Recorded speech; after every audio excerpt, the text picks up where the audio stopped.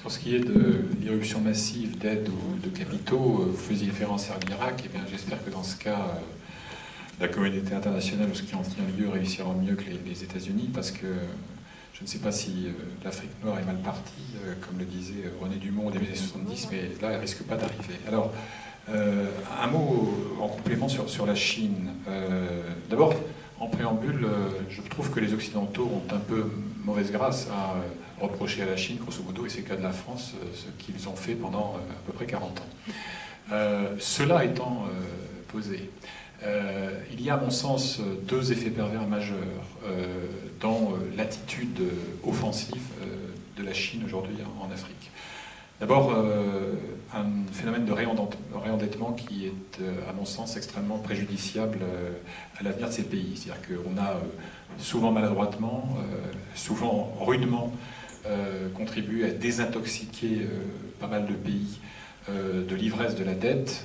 Or, vous avez aujourd'hui une Chine qui ouvre des lignes de crédit à taux zéro, le cas échéant, voire à taux négatif, quasiment illimité. Je pense que sur le long terme, c'est pas une bonne stratégie. Le deuxième phénomène, qui est peut-être moins visible, mais en termes politiques plus préjudiciable encore, c'est l'inconditionnalité. Qu'est-ce qui fait le charme irrésistible de Pékin aujourd'hui pour un despote subsaharien? C'est que l'aide ne sera assortie d'aucune condition, d'aucune sorte, ni sur le respect des droits de l'homme, ni sur l'état des cachots du pays, sauf Taïwan. On parle là de la Chine dite populaire continentale. Sauf la non-reconnaissance. Ah bah oui, d'ailleurs, il y avait une vingtaine de pays africains qui avaient des relations diplomatiques avec l'ancien Formose, avec Taïwan, donc Taipei, il y a encore une vingtaine, 25 ans. Il en reste deux et demi aujourd'hui, puisque le Burkina a une posture un peu équivoque et va bientôt passer. Donc ça, c'est ces deux effets pervers, alors qui évidemment ont un corollaire immédiat, c'est-à-dire que pas mal de chefs d'État africains aujourd'hui ont fait du chantage à la Chine une figure de style. Moi, je me souviens qu'à Kinshasa, il y a quelques semaines, on m'expliquait que Joseph Kabila, le petit Joe, comme on le disait au début, qui était tellement choyé par la communauté nationale, ayant pris beaucoup d'assurance, et donc l'arrogance qui va avec. Maintenant, quand on...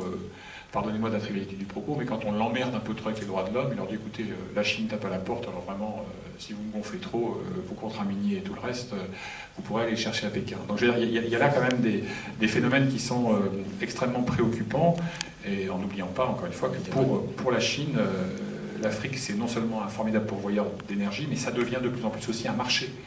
Parce qu'on n'y écoule plus que de la camelote comme c'était le cas au début, hein, des machins à 200 ou 300 CFA qui marchaient une demi-journée. Maintenant, la Chine, vous le savez, a une capacité de production dans les produits électroménagers, les véhicules, les motos et les voitures aujourd'hui et demain, qui en font un véritable concurrent et donc quelqu'un qui est en quête aussi de débouchés.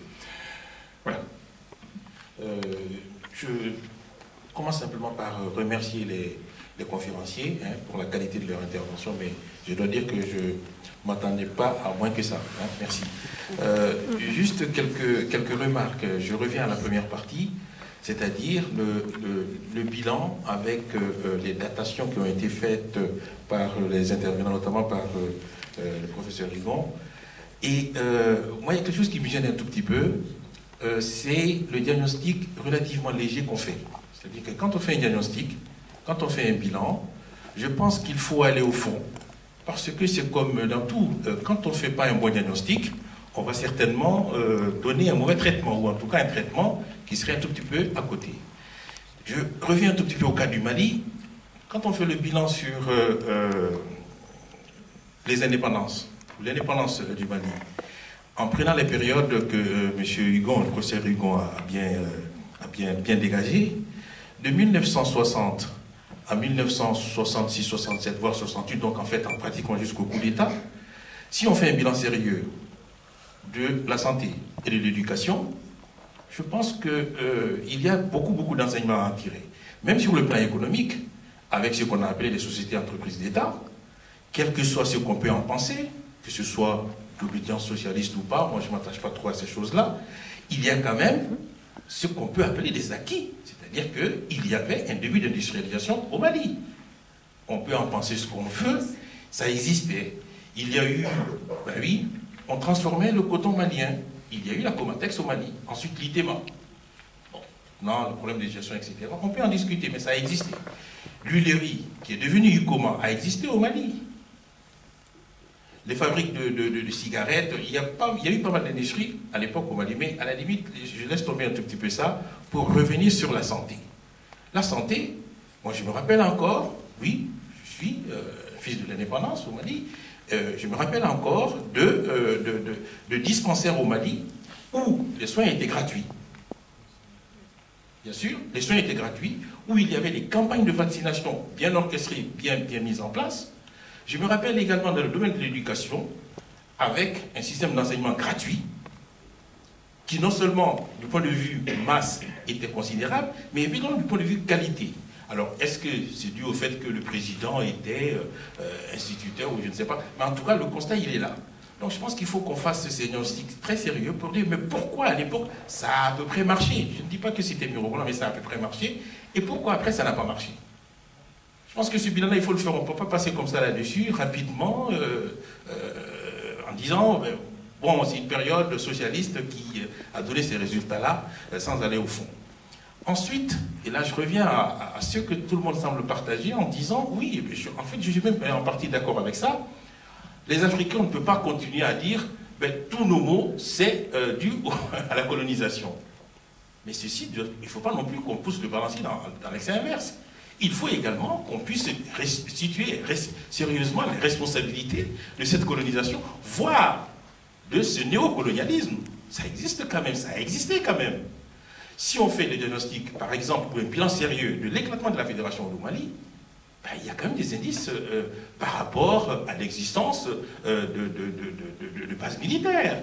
Il y a des explications. Il faut qu'on les donne. Et si on prend encore la période un peu plus récente, les plans d'ajustement structurel, mais ce n'est pas de l'imagination, c'est des réalités. Et ces plans d'ajustement structurel, vous le savez bien, pour ces on le sait très bien, on fait des dégâts énormes, énormes. Au niveau de la société. Ça a déstructuré les sociétés. Et ça, c'est énorme, ça. Dans un problème de développement, quand une société est déstructurée, je ne sais pas trop ce qu'on peut faire. On peut continuer des exemples comme ça. Donc, en fait, mon propos, c'est de dire que, oui, quand on fait un bilan, et c'est vraiment le cas, le moment de le faire maintenant, 50 ans, c'est très très bien, c'est un bel âge, hein, 50 ans, c'est le moment de le faire. Et quand on le fait, il faut aller au fond. Il ne faut plus qu'on pêche par cette superficialité qui consiste à dire « Ah ben oui, voilà, bon, effectivement, on peut... » Non, non, non, il faut qu'on aille au fond et qu'on dise très clairement les choses. Et après, on dégage les perspectives. Si on fait des mauvais diagnostics ou des diagnostics insuffisants, il est évident que les indications qu'on va donner, quel que soit le domaine ou le secteur dans lequel, vont être, à mon avis, insuffisants également. Je termine simplement par dire sur le problème de la démocratie, enfin... oui, il faut être regardant sur la démocratie lorsque on veut aider, ou je ne sais pas, c'était le dernier point d'intervention de l'IE, mais ce problème de démocratie, ça fait un peu rire, quoi. Hein. Et ce n'est pas uniquement Kabila qui se comporte comme ça vis-à-vis de la Chine. Hein. Je connais des pays, des grands pays, des puissances, hein, qui ont à peu près ce comportement aussi vis-à-vis de la Chine, c'est-à-dire que lorsqu'il y a des intérêts derrière, on met la démocratie au second plan. Hein. Donc, hein, à la France, non, je ne sais pas, mais bon, voilà, il y a des choses comme ça. Donc, ce n'est pas propre à Kabila ou à l'Afrique. Ceci dit, bon, si, on peut en parler plus longuement. Voilà, merci.